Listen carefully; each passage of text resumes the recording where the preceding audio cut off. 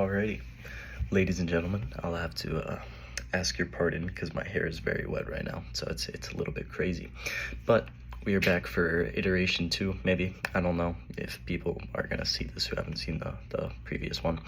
But yeah, this is part 2, part 1, iteration 2, iteration 1, final copy, rough draft, whatever you want to call it. Blessed are the pure in heart, for they shall see God. I'm gonna start at 30 seconds.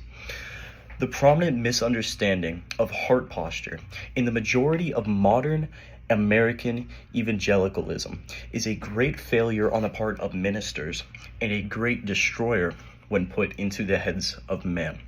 So often people think, if I just act right, that's what God cares about.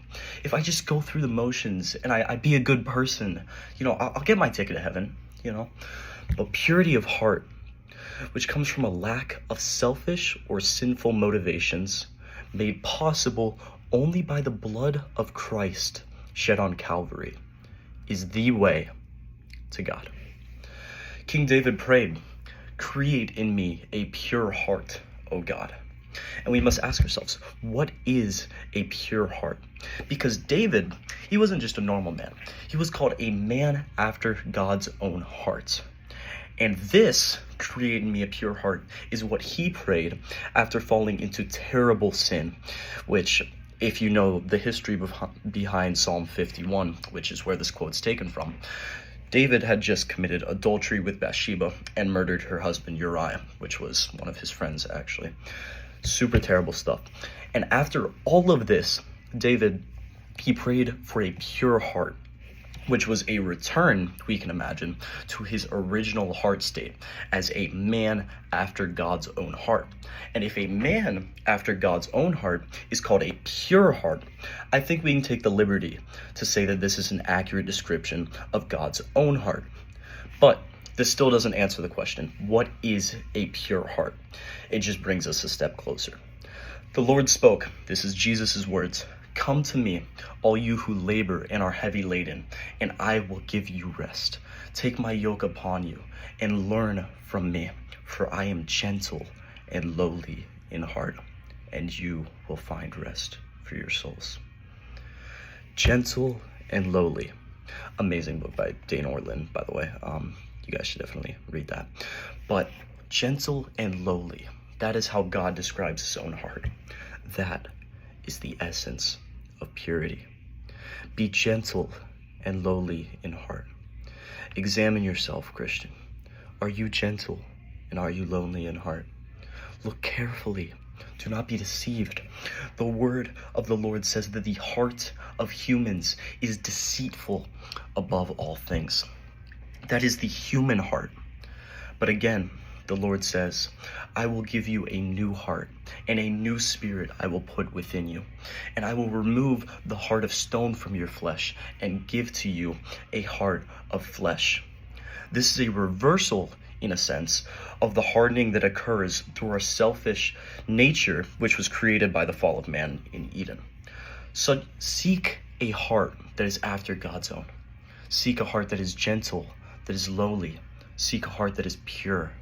Pray, my friends, that you will not be deceived by your humanity, because there is evil hidden away in the hearts of man. The Lord describes the human heart in 2 words. This is right after the other quotation that I took.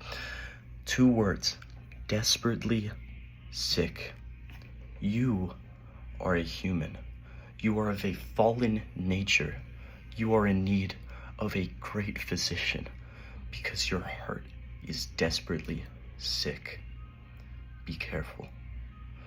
The heart of man hides selfish ambition. The heart of man hides a lust for recognition, for power. The heart of man craves the things of this world, and it is very, very good at hiding its true purposes. Human desires are driven by inherent narcissism and selfishness. You, therefore, are not called to be merely human. You are made in the image of God, an image warped by the depths of our sin.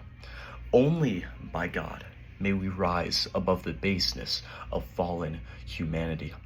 Only by prayer may we be permanently changed and become pure of heart. Examine yourself. What are you driven by? Are you driven by a want for fame, for glory, for any sort of human gain, any sort of thing that you see and you're like, man, I want that, but it's of the world and not of the Spirit? Pray that you receive a new heart. Do good for the sake of doing good and for the sake of your Father who is in heaven. Do not repay evil for evil, and do nothing in the hopes of receiving. Love because you are loved. Love not because it makes you feel good, not because you want love in return, but love because you are loved. You are loved by someone greater than you can even imagine.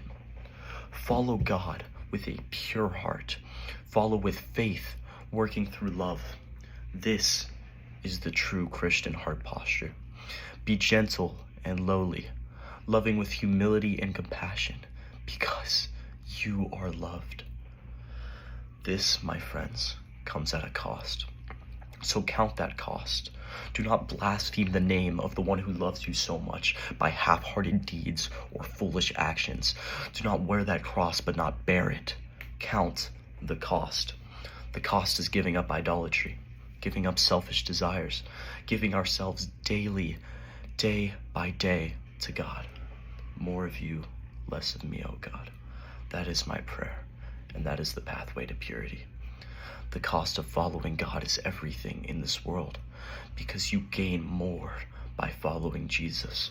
For what does it profit a man if he gains the whole world but loses his soul? Give up the desires of your heart and gain a heart after God's own. Gain a heart that is gentle and lowly. Gain a heart that is pure, and you will see God.